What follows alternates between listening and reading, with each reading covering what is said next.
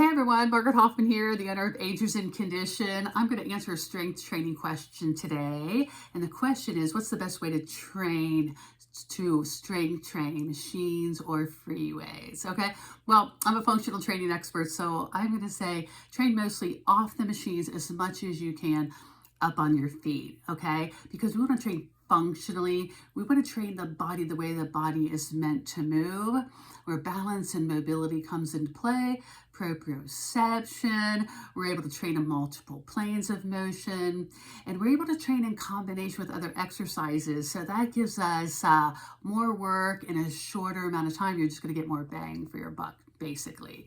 All right. It's also really important for agers to be up on their feet because we want that sensory stimulation coming in from the bottom of the feet. Agers need to know the surfaces that they're standing on. They need to feel those surfaces, okay? And they need to know where they are in space. Sometimes I have agers exercise in thin socks. Sometimes I have them exercise barefoot. So we hit all those sensory receptors on the bottom of the feet. Again, so they can feel the surfaces, they know where they are in space, and work in balance and mobility and strength at the same time. So that's very, very important. All right. So train the body functionally, the way the body is meant to move in combination with other exercises, because our body doesn't move just linear. We move in all kinds of planes of motion. We just don't move in isolation. All right.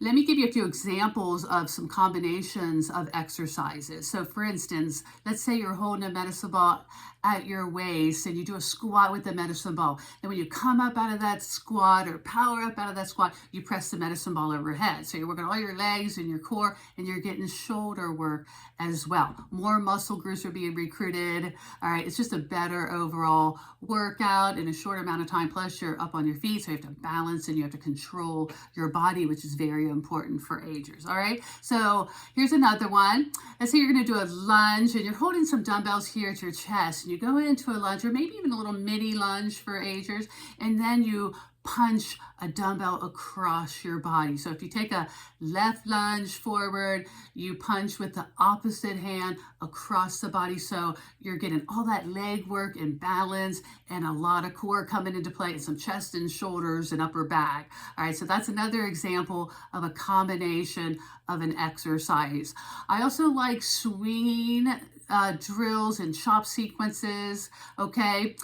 Because that, when you're doing a medicine ball chop or you're swinging those kettlebells, we're training the core to be able to handle acceleration and deceleration forces. All right, so overall, it's better to work off the machines, train functionally up on your feet. Let me talk about machines here for a second. Machines do have value. I do put some agers on machines. Maybe agers that come to me that are at a fall risk, or they're frail, or they have a fear of falling. They're just not comfortable up on their feet.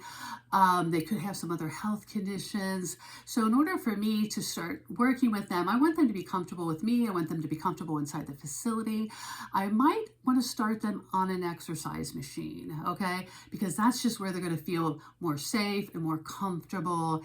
And that might be the most important thing, is just that they're comfortable with what I'm giving them to do. Now, you can build some strength, it's just not functional strength, okay? Sometimes with machines, we work a lot in isolation.